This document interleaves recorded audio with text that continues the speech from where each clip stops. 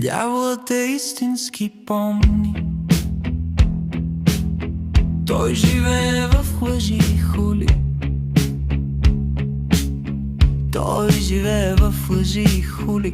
Той живее в тъмните гори, на грозните и неприлични думи. Дяволът не обича сруга, не е болест гръмка като чума. Той е в безпътната душа, над която зависта царува. Дяволът не бяга от тамян, не го е страх и от вода светена. Той само от едно е победен, от чист език и